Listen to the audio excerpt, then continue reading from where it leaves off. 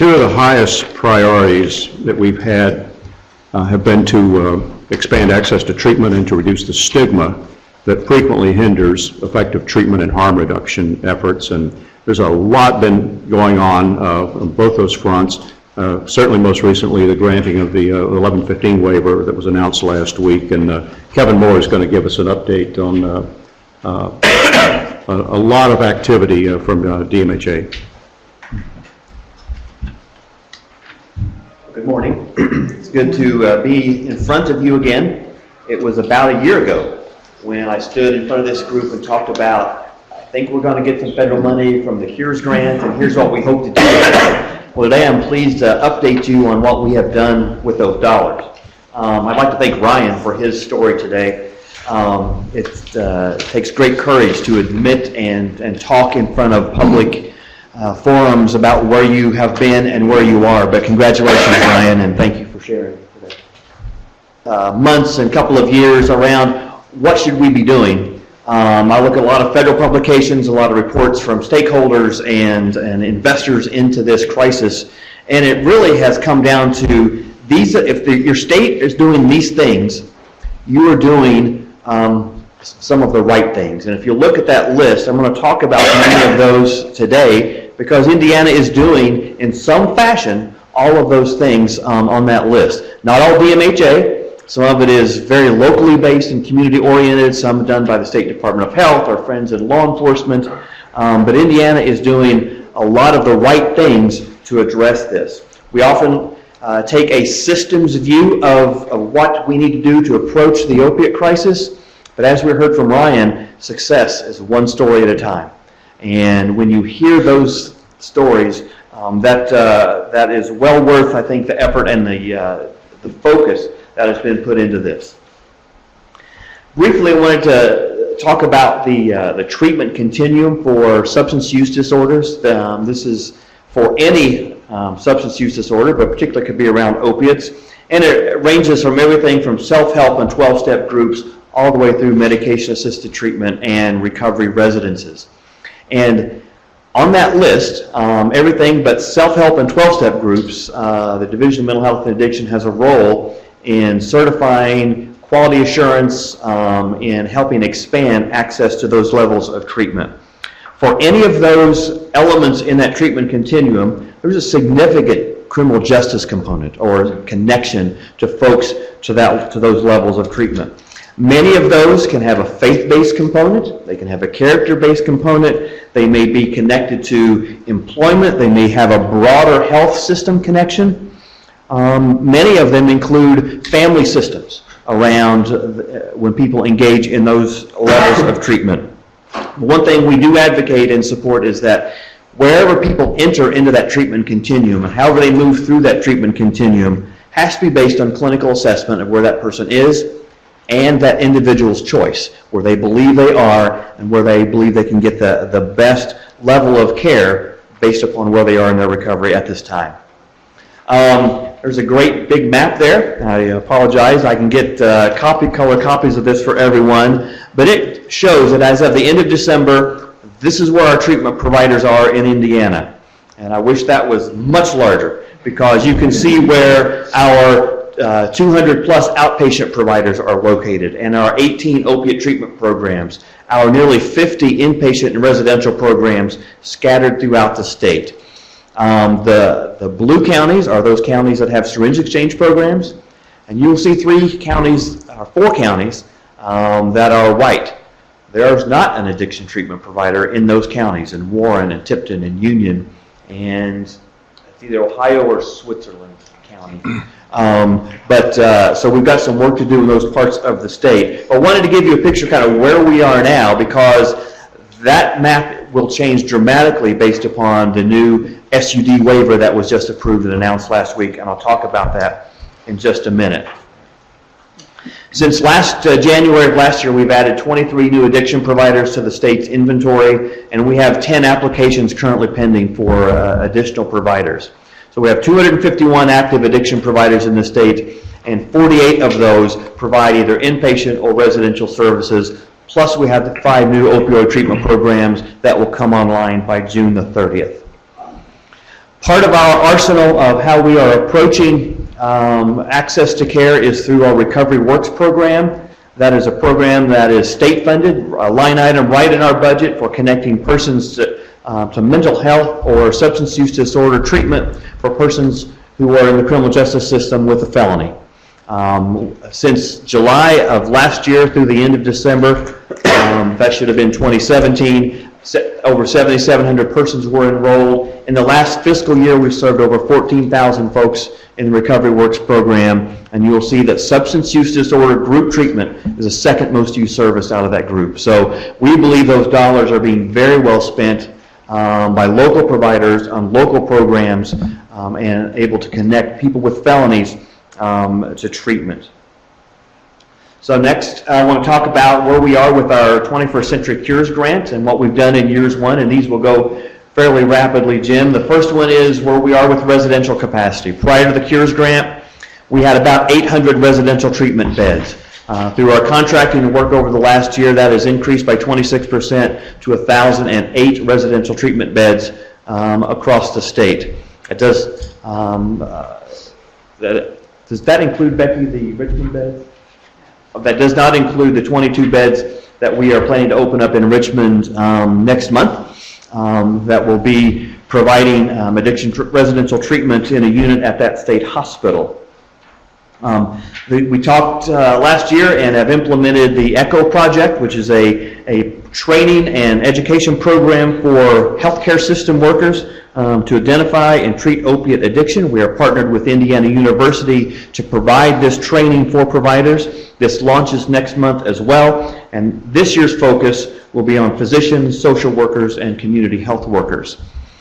We are using these funds to provide peers in emergency rooms, several emergency rooms across the state, to connect people who come in after an overdose directly with a peer in recovery, a recovery coach, connect them to treatment and to follow up with that individual in the state. And we will we'll be adding up to 65 peers to the workforce across the state.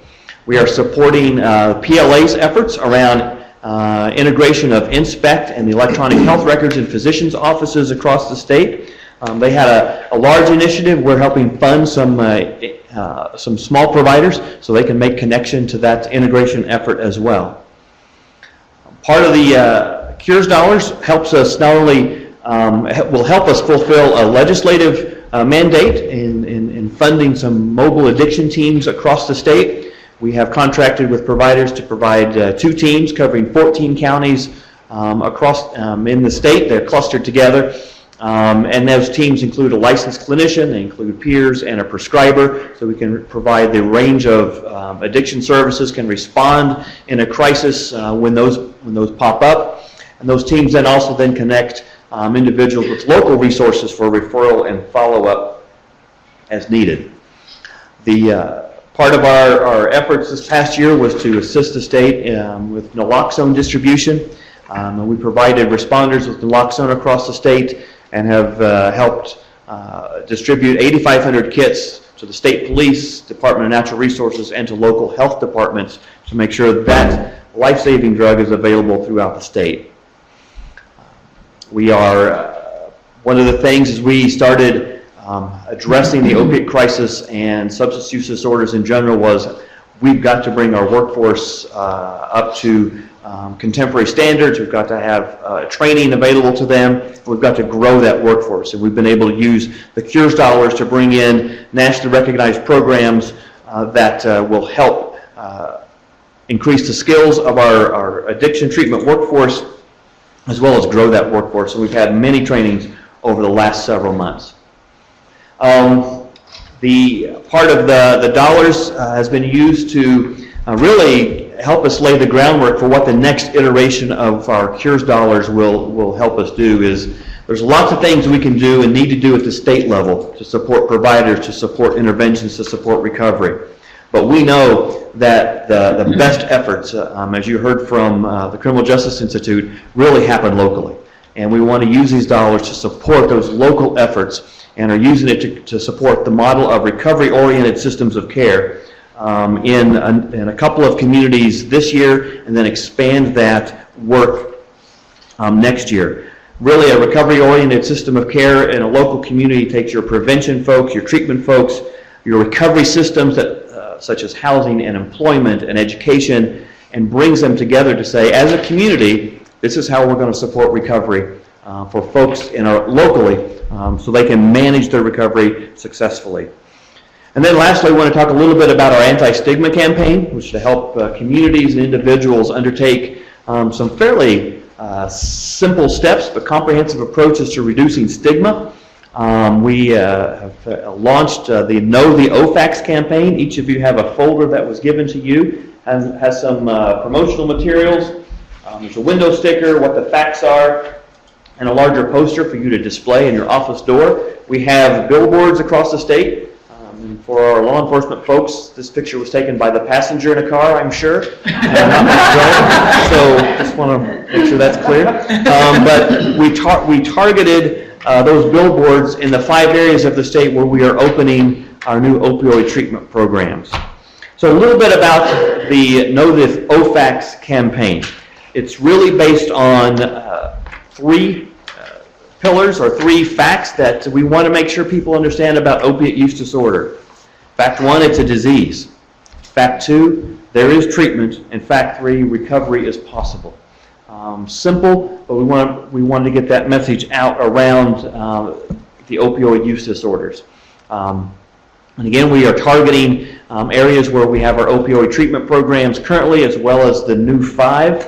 And I'm happy to see that folks from Hamilton Center in Vigo County are here today. They stepped up and says, we will partner with the provider and create an opioid treatment program in Western Indiana. So thank you for that. I'm glad to have you here today.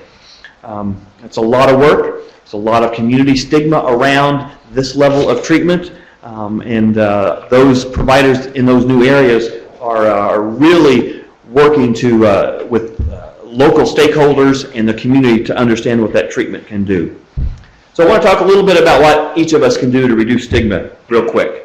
Part of it is the language that we use. So there's a couple of slides, and this is also in your packet, that talks about language. Rather than talk about addicts or users or junkies or abusers, these are persons with opioid use disorders or persons with substance use disorder. Instead of a drug habit, we believe this and understand this to be a disease. Instead of saying this is a drug offender, it's a person who was arrested for a drug violation. We believe language matters. When we do interviews with the press, we try to clarify those as much as possible. I will slip up. You've probably heard me already slip up from time to time, but language is important as we talk about people or talk with people in recovery and about recovery. And the use of language is important and can send a message from stakeholders and policyholders and legislators and the press that can really encourage folks or detract from their recovery. The next slide, and then again this is in your packet, is the website. This is linked to the Next Level Recovery website. It's linked to the DMHA website, so there's more information available as well. So as we look at Cures Years 2, just a reminder, we received $10.9 million in year 1. And we expect $10.9 million in year 2. I haven't checked the budget that was just passed federally, but that's the anticipation that will be our amount. We will be targeting some additional ECHO training, really focusing on treatment for pregnant women, criminal justice populations, and treatment with our First Steps providers. Those are folks that go into homes with very young children, usually 0 to 3, 0 to 5, and having them trained on the signs and symptoms of substance use disorder, particularly opiate use disorder, how to refer people, how to have that conversation, we think can be very helpful. We will also focus on additional recovery coaches in the ERs, mobile crisis teams, continue to expand residential treatment options, continue to focus on our humanizing, our anti-stigma campaign, as well as begin to look at prevention. We want to use a chunk of these dollars to work in conjunction with prevention efforts already going on in our division, within criminal justice, within schools. How can we support evidence-based prevention practices and across the state so we can begin to get ahead of the next crisis before it gets here. So lastly, there's several things on this slide to talk about. There was a large announcement last week about the extension of the Healthy Indiana Plan, and along with that, the approval of a substance use disorder waiver from federal Medicaid, which brings about $80 million to the state to help pay for residential treatment for folks who are on Medicaid. Prior to this change, Medicaid paid for residential treatment, but it was a matter of medical necessity or life or death, and it was very difficult to get in under the constraints of that program. This helps waive some of that and makes entrance into residential treatment, inpatient treatment based upon a clinical assessment from the American Society of Addiction Medicine. And it also says there was a prohibition before that if your facility is larger than 16, you couldn't serve a Medicaid population, or you could serve the Medicaid population, you wouldn't get reimbursed for serving that population. This waives that 16-bed limit and allows larger providers now to serve the Medicaid population in residential and inpatient units. We've talked a little bit about the expansion of the opioid treatment programs. Those new 5 should be operational by June 30th. There's a bill to expand that even further that passed the first house, and that will be considered in the second chamber. There's also been lots of discussion lately around data waive prescribers, those physicians who can provide buprenorphine or Suboxone in their offices.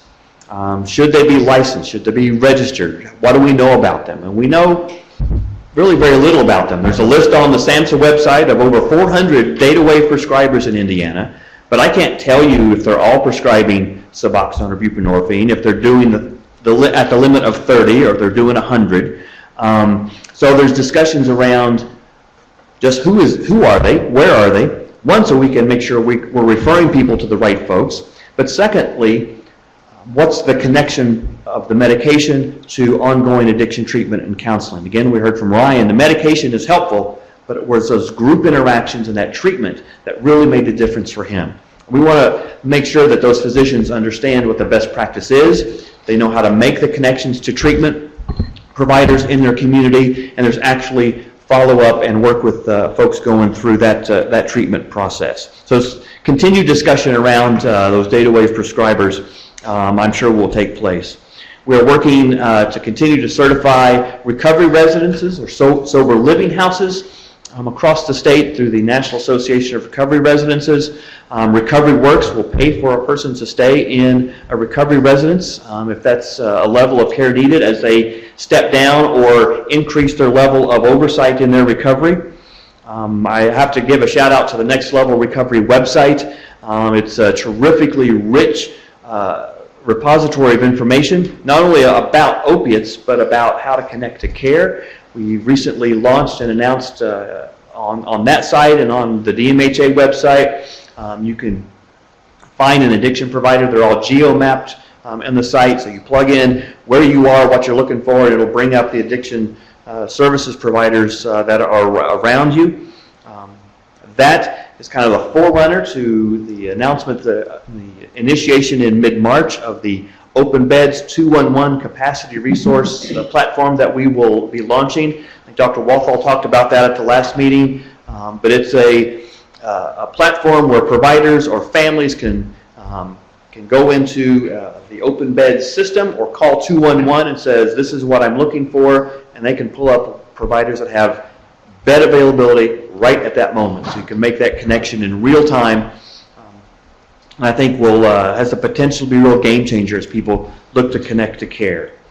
And then lastly is an initiative that is about ready to launch in partnership with Workforce Development and the Office of Community Resources out of the Lieutenant Governor's Office. Is really about employer support. What do we need to do for employers to understand their workforce related to the signs and symptoms of addiction, how to support an employee who may need to be off work for treatment, how do you incorporate them back into the work environment, how do you support their recovery while they come back and work for you. So we have some work to do with employers, partially in support of the governor's pillar around our workforce, but mainly to help employers and employees understand that there's a role that both can play in this effort around supporting recovery.